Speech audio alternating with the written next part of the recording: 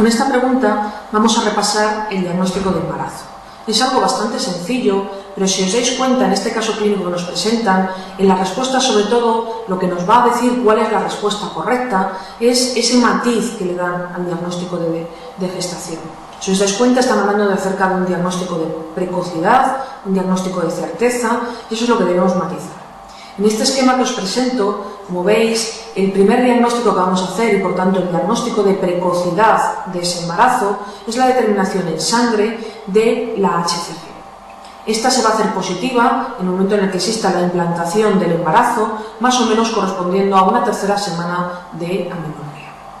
Sin embargo, la determinación en sangre beta-HCG, igual que posteriormente la determinación en orina, no es un diagnóstico de certeza.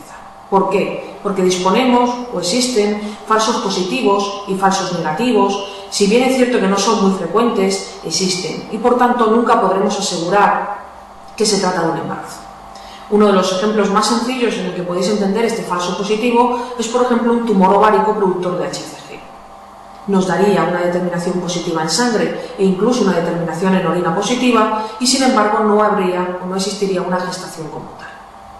Si queremos asegurar el diagnóstico de gestación, deberemos basarnos en el diagnóstico ecográfico. La visualización de la gestación sí que es un diagnóstico de certeza 100% hay un embarazo porque lo estoy viendo.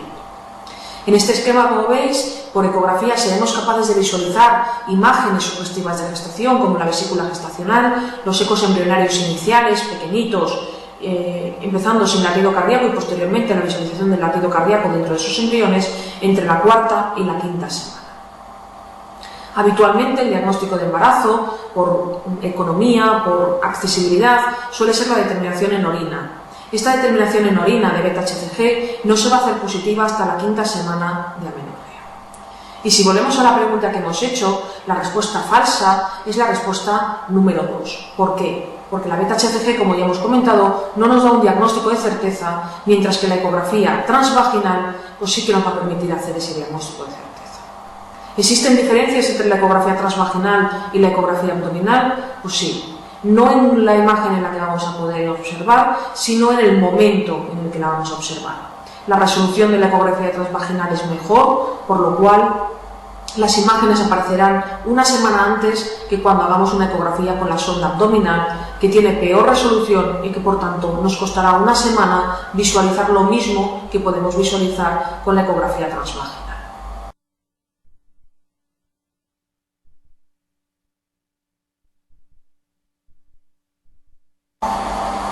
Y hablando de ecografía, la ecografía es la principal arma de la diagnóstica complementaria que vamos a tener durante el embarazo, para el seguimiento del embarazo y para, sobre todo, descartar o ver si existe algún tipo de patología asociada. Se consideran rutinarias, o en la mayoría de los casos son rutinarias, la realización de 3 ecografías a lo largo del embarazo, una por cada trimestre, y en este esquema os presento qué utilidades o qué indicaciones tiene cada una de esas ecografías sistemáticas. En el primer trimestre, sobre todo, nos va a servir para localizar dónde está la gestación, para hacer el diagnóstico diferencial entre el embarazo intrauterino y el embarazo extrauterino. La segunda utilidad principal es la viabilidad de la gestación, ya que en este momento la embarazada no es capaz de detectar los movimientos del embrión, pues la única manera de saber si es un embarazo evolutivo o no es realizando una ecografía y viendo el latido cardíaco. Pero la principal indicación fundamentalmente es la de datar correctamente la edad gestacional. ¿Por qué? Porque hemos visto en la diapositiva anterior que siempre vamos a hacer referencia a la fecha de última regla y a partir de esta fecha de última regla vamos a contar las semanas de gestación. La mayoría de las gestantes sí que recuerdan y conocen con exactitud cuál es esa última regla, pero en ocasiones no es así y nosotros debemos intentar calcular y estimar cuándo se produjo esa última regla y a partir de ahí estimar las semanas de gestación y adaptar a esas semanas de gestación cada una de las pruebas y controles que debemos realizar a nuestra embarazada. El parámetro que nos sirve y que utilizamos para evaluar esa edad gestacional es la longitud cráneo-raquídea. Fundamentalmente también la vais a poder encontrar con otras siglas que son el CRL o LCC. Ambas siglas hacen referencia a una medición única del embrión desde el polo cefálico hasta el polo caudal. Y la última de las indicaciones que os he mostrado en la diapositiva acerca de esta primera ecografía es también valorar patología del primer trimestre. Sobre todo pues, las gestantes que acuden por sangrado a lo largo del primer trimestre de la gestación, el saber cuál es la etiología de ese sangrado y sobre todo pues, plantear si necesitan y qué tratamiento necesitan, va a ser de mucha utilidad la ecografía. Si volvemos a la pregunta que nos han planteado y vemos las respuestas que nos proponen, veis que en la respuesta número 4, diagnosticar un embarazo en mujer con amenorrea es la respuesta correcta. Sí que podemos diagnosticar por ecografía un embarazo, pero no es una indicación primaria, es decir, no es la prueba que vamos a utilizar de forma sistemática para diagnosticar un embarazo. La vamos a diagnosticar fundamentalmente con la determinación en orina, que como bien os he comentado anteriormente, es la prueba más económica, es la prueba más accesible y por tanto es la prueba con la que principalmente vamos a realizar ese diagnóstico de gestación. Si volvemos al esquema y repasamos las siguientes ecografías, la del segundo trimestre, que vamos a hacer en torno a la semana 18-20, como veis la principal indicación es la anatomía y la morfología del feto. Es el mejor momento, por la cantidad de líquido amniótico y por el tamaño fetal, en la que vamos a poder intentar analizar y observar con minuciosidad todos aquellos órganos y sistemas del feto y ver si existe algún tipo de anomalía o de malformación asociada. También en este momento ya deberemos valorar el crecimiento del feto, si se ha realizado de forma adecuada o no a las semanas de gestación, y en este momento ya no podemos realizar una única medida, sino que nos vamos a basar en medidas segmentarias del feto. Vamos a medir, por un lado, parámetros óseos, como son el diámetro biparietal y la longitud femoral, y también vamos a valorar el crecimiento de las partes blandas del feto a través de los perímetros abdominales. La ecografía del tercer trimestre, fundamentalmente lo que nos va a valorar es el crecimiento. De hecho, la mayoría de las patologías del crecimiento del feto, lo que conocemos como crecimiento intrauterino retardado, se va a manifestar en este tercer trimestre de la gestación. Para medir al feto, en este tercer trimestre de la gestación, nos vamos a basar en las mismas medidas que ya hemos comentado previamente para el segundo trimestre. Pero también esta ecografía del tercer trimestre nos valorará si existe algún tipo de patología, tanto a nivel de la placenta como del líquido amniótico. Y también nos servirá para poder buscar u orientar la etiología de esta patología asociada.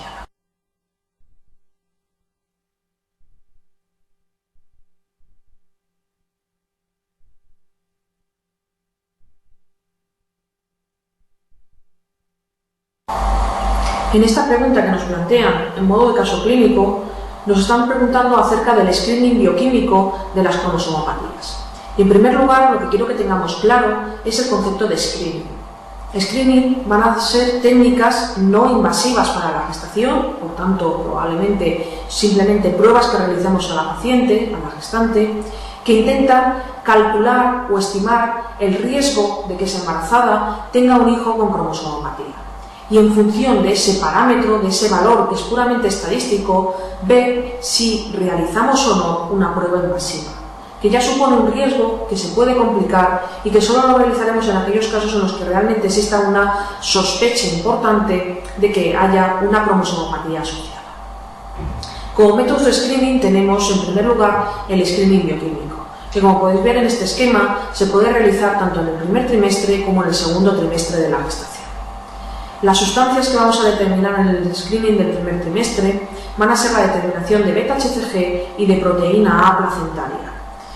Cuando la beta está aumentada y cuando la papa está disminuida es cuando se va a sospechar que existe una cromosomopatía asociada. Este screening del primer trimestre es el screening recomendado en la actualidad en la mayoría de los centros y en la mayoría de los hospitales. ¿Por qué? Pues fundamentalmente porque lo deberemos combinar con el screening ecográfico de la determinación de la translucencia local. Y al unir la información obtenida del screening bioquímico junto con la translucencia y otro parámetro importante que es inamovible, que es la edad de la gestante, vamos a poder calcular muy bien un índice de riesgo y a partir de ese índice de riesgo estimar si hay que hacer o no esa prueba invasiva. También podríamos realizar un screening bioquímico en el segundo trimestre de la gestación. En este caso, las sustancias a determinar, como veis en la diapositiva, serían alfa-fetoproteína, el estriol y la mucoproteína 1B. Este screening ha pasado un poco a estar en desuso fundamentalmente porque no tiene la misma sensibilidad que el screening del primer trimestre. Tiene pues, una tasa de falsos negativos más alta que el screening del primer trimestre. La alfa-fetoproteína disminuida nos haría sospechar que el feto tiene una cromosomopatía, así como el estriol disminuido o la glucoproteína 1b aumentada. Si lo vemos al caso clínico que nos presentaban y analizamos las respuestas, vemos que la respuesta número 5, una beta-HCG libre disminuida, no va a ser sospechoso de cromosomopatía, porque cuando está aumentada sería cuando realmente sospecharíamos esa posible cromosomopatía, con lo cual es la respuesta falsa de la pregunta.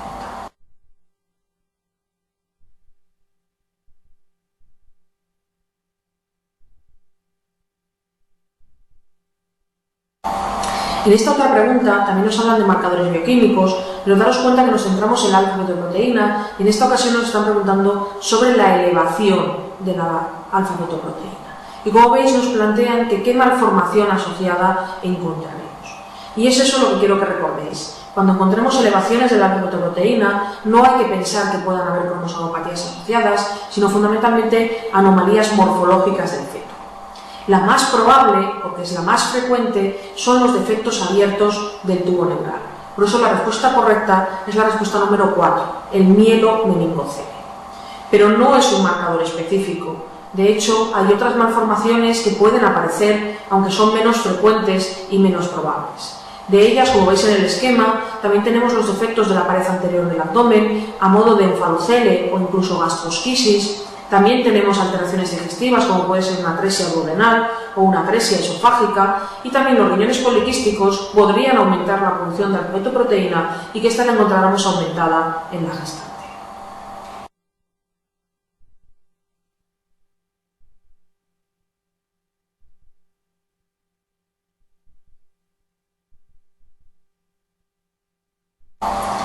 Con respecto al screening ecográfico de cromosomopatías, pues es muy importante que valoremos correctamente tanto en la ecografía del primer trimestre como en la ecografía del segundo trimestre la presencia de hallazgos ecográficos que puedan sugerirnos la presencia de estas malformaciones. Si vemos este caso clínico que nos plantean en la diapositiva, en este caso es una embarazada del segundo trimestre del embarazo, en esa ecografía rutinaria de la semana 20, en la que estamos encontrando muchos hallazgos que sugieren que ese feto tiene algún problema cromosómico. Como veis, tiene una malformación cardíaca, tiene un CIR, sobre todo simétrico, que es el que más sospecha de cromosomopatía presenta, una macroglosia, un intestino hiperrecogénico, una hipoplasia de la falange media del quinto dedo, el acortamiento de las extremidades que va paralelo con ese CIR simétrico que presenta. Es decir, es un feto con muchos marcadores ecográficos de cromosomopatía y por eso nuestra sospecha debe ser el que sea una cromosomopatía. Y si os dais cuenta en las respuestas que os planteamos, simplemente estamos hablando de posibles cromosomopatías. ¿Cómo saber qué cromosomopatía es más probable? Bueno, pues tenemos dos hallazgos en la diapositiva que nos sugieren cuál es la respuesta correcta. Fundamentalmente, en primer lugar, porque el hecho de que tengamos genitales externos masculinos, un feto varón, nos permite descartar dos de las respuestas que nos están proponiendo, como son la respuesta número 3, síndrome de Swyer, y la respuesta número 4, síndrome de Turner, porque ambos tienen un desarrollo fenotípico femenino y, por tanto, genitales externos femeninos. Las otras tres respuestas que nos quedan son las tres cromosomopatías autosómicas más frecuentes que nos vamos a encontrar. De ellas, la más habitual es la respuesta número 5, síndrome de Turner, que es la respuesta correcta al caso clínico. Pero no solo por frecuencia, sino que al revisar un poco los hallazgos que nos hemos encontrado en este feto, tiene algunos estigmas muy habituales en este tipo de cromosomopatía, como son la macroglosia, la hipoplasia de la falange media del quinto dedo y las malformaciones cardíacas. Y de hecho, si os fijáis, presenta un canal atrioventricular, que es la malformación cardíaca más frecuentemente asociada a los síndromes de Down.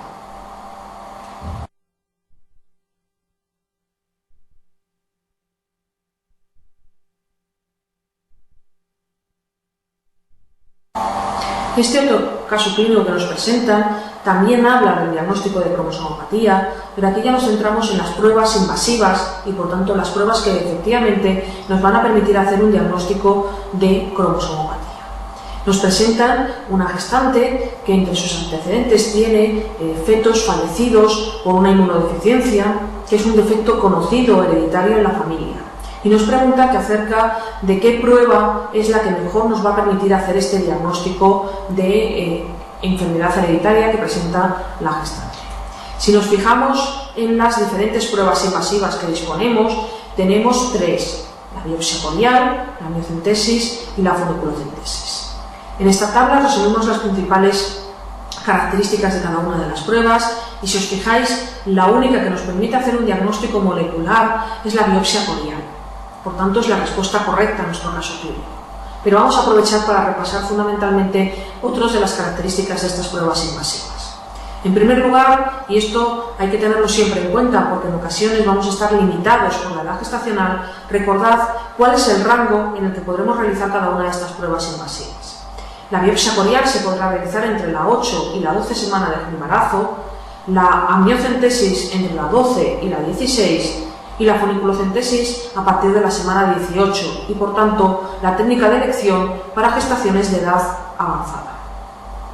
En cuanto a ventajas e inconvenientes que presenta cada una de las pruebas, como veis, la biopsia corial es la primera que podemos realizar, por tanto, su principal ventaja. Es una técnica muy precoz, disponible en la actualidad, que en muy poco tiempo, en 2, 3, 4 días a lo sumo, permite tener el diagnóstico hecho, y además es la única prueba que nos permite ese diagnóstico molecular de enfermedades hereditarias, genéticas, no cromosómicas.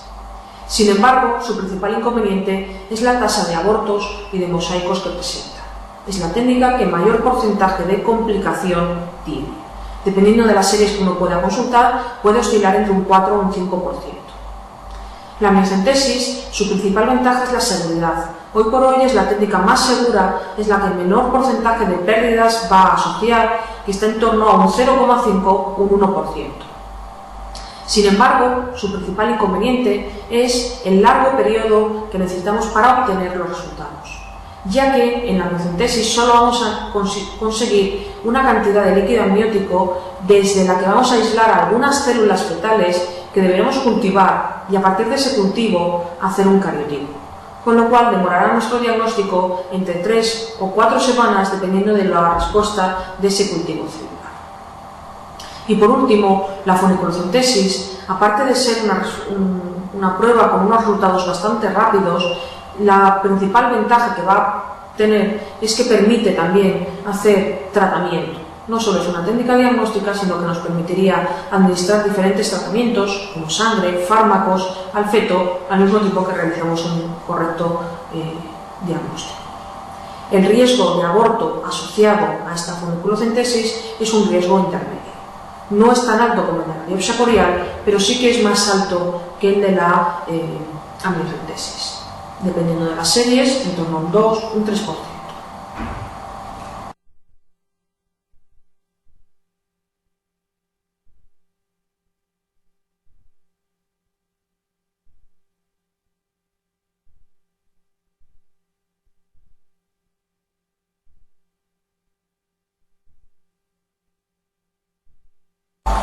Para terminar este tema de evaluación gestacional, vamos a centrarnos en la valoración del bienestar fetal.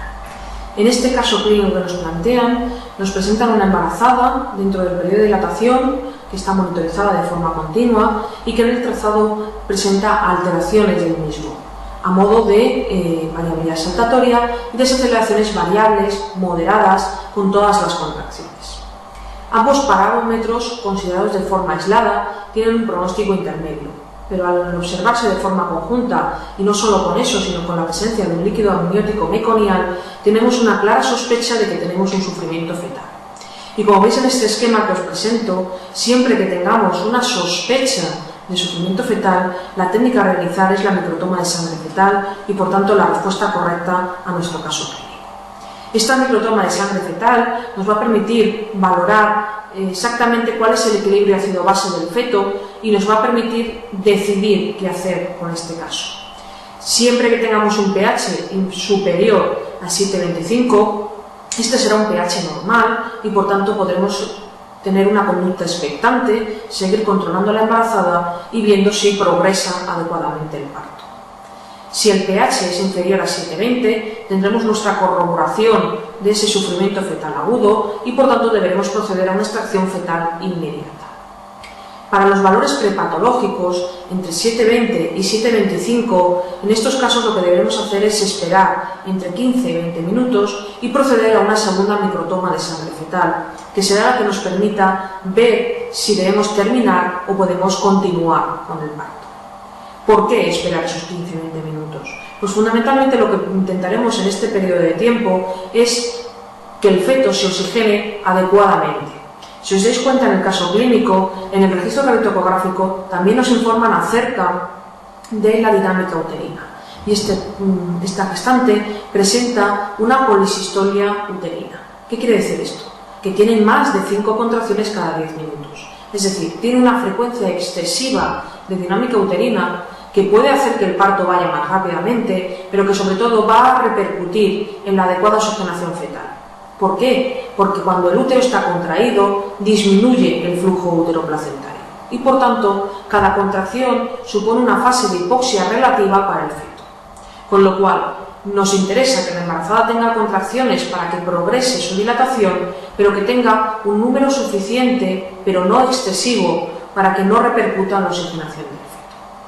¿Qué plantearemos nosotros? Pues en esos 15-20 minutos que vamos a esperar para repetir la segunda microtoma, deberemos intentar aumentar el flujo uteroplacentario. ¿Qué maniobras pueden ser útiles? Pues fundamentalmente 3 en este caso. El decúbito lateral, porque no habrá compresión de los grandes vasos abdominales de la madre y por tanto aumentará el flujo uteroplacentario. Segundo, aumentar la oxigenación de la madre, que en ocasiones puede estar hiperventilando y oxigenándose inadecuadamente. Podemos colocar un poquito de oxigenoterapia a la madre. Y lo más importante es el adecuado control de esa dinámica uterina. ¿Cómo? Pues si tiene un goteo de oxitocina se lo debemos retirar o incluso podremos utilizar fármacos con actividad uteroinhibidora para disminuir la frecuencia de la dinámica uterina hasta al menos 3 contracciones cada 10 minutos, que es una frecuencia adecuada para que el parto progrese y no va a repercutir excesivamente en la situación del feto. Pasado ese tiempo, repetiremos el pH. Si ese pH ha mejorado, ha subido por encima de 7,25, nuestras medidas han sido eficaces y podemos seguir intentando que sea un parto por vía vaginal. Sin embargo, si ese pH persiste disminuido o incluso ha bajado ya por debajo del 7,20, ya deberemos proceder a esa extracción fetal inmediata porque se nos ha confirmado nuestra sospecha de sufrimiento fetal.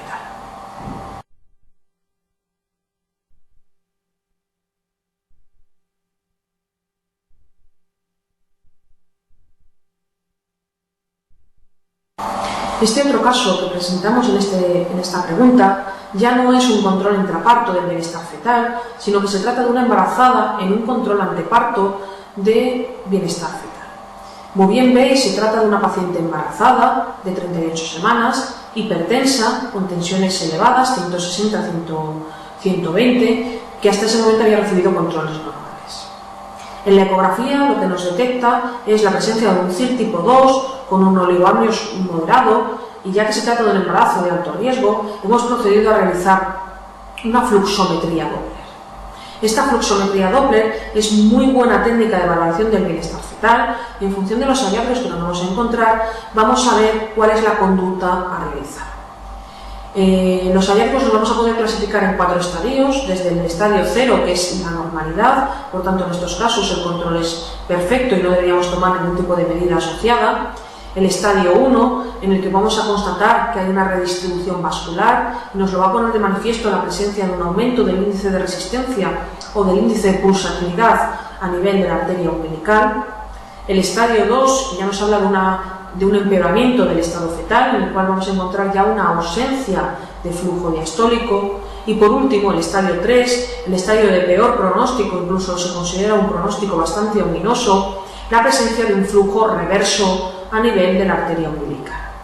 Y si os fijáis en la pregunta que hemos planteado, efectivamente ese es el hallazgo que vamos a encontrar. Por tanto, el resumen de este caso clínico sería el de una embarazada a término, hipertensa y con un Doppler patológico. Con lo cual queda claro cuál es la conducta a seguir, que es la respuesta número 3, la de finalizar de manera inmediata el embarazo. El tratamiento farmacológico vendrá bien, pero por sí solo no va a ser capaz de resolver este caso clínico. Y por tanto deberemos terminar el embarazo. Independientemente que para normalizar esa cifras de tensión, posteriormente debemos empezar con la profusión de algún tipo de antihipertensivo.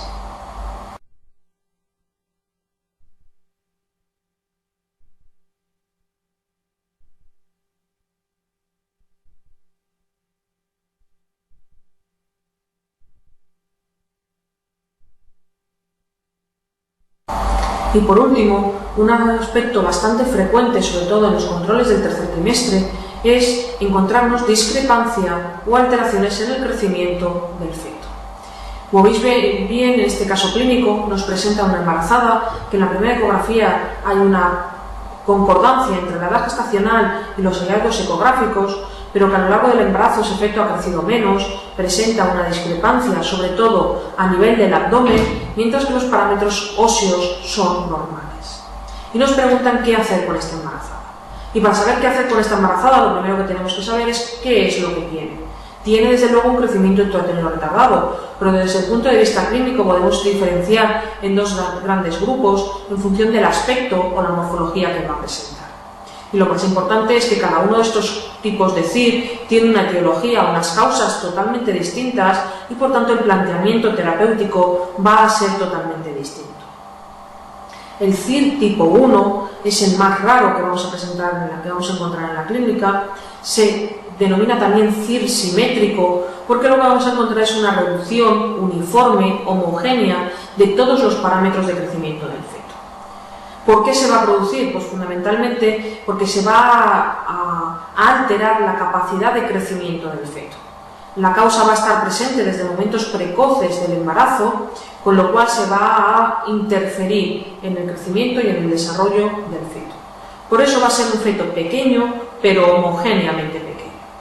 Y las principales causas que van a estar implicadas, como veis en la diapositiva, son las cromosomopatías, las infecciones congénitas del grupo TORCH y también algunas enfermedades maternas, graves, severas, que repercutan en el estado de salud de la gestante y por tanto que también puedan producir ese CIR de manera precoz. ¿Y qué hacer en estos casos? Pues obviamente conocer cuál es la causa. Por ello debemos proceder a un diagnóstico invasivo que va a ser útil tanto para el diagnóstico de esas posibles cromosomopatías como para el diagnóstico o el despistaje de esas infecciones congénitas del grupo TORCH. Sin embargo, en el caso clínico que tenemos, no existe esta reducción homogénea. Hay una discrepancia. El DBP y la longitud femoral han crecido de manera adecuada y, sin embargo, es el abdomen lo que no ha crecido. Por tanto, estamos ante la otra forma clínica de CIR, que es el CIR tipo 2 o CIR asimétrico. El más frecuente en la clínica y es el que se va a manifestar por esa reducción asimétrica diferente de los parámetros abdominales frente a los parámetros óseos. ¿Por qué se produce este CIR tipo 2? Pues fundamentalmente porque la placenta falla. Hay una insuficiencia placentaria que puede ser de etiología muy variable, pero si la placenta no funciona, no va a nutrir adecuadamente al feto y por tanto el feto no va a poder engordar lo que corresponde para sus semanas de gestación. Las causas más frecuentes en nuestro medio de insuficiencia placentaria las tenéis ahí reflejadas en la diapositiva. Los cuadros hipertensivos, la preeclampsia, los tóxicos, el embarazo múltiple son las principales causas de esa insuficiencia placentaria. ¿Y qué hacer ante un CIR tipo 2? Bueno, pues fundamentalmente la placenta es el órgano que nutre al feto, pero también es el pulmón del feto. Por tanto, un CIR tipo 2 siempre tiene un riesgo de una hipoxia fetal y de un riesgo de pérdida de bienestar fetal. Y por tanto eso es lo que debemos hacer, valorar el bienestar fetal para decidir qué hacer con esta gestación. Un CIR que se oxigena adecuadamente podremos mantener el embarazo, pero en un CIR en el que no exista una adecuada oxigenación no deberemos mantener ese embarazo y deberemos finalizar. ¿Qué prueba de valoración del bienestar fetal? Pues aquella de la que dispongamos o aquella que nos aporte más información. Pues ahí tenéis reflejadas las dos más frecuentes en la clínica.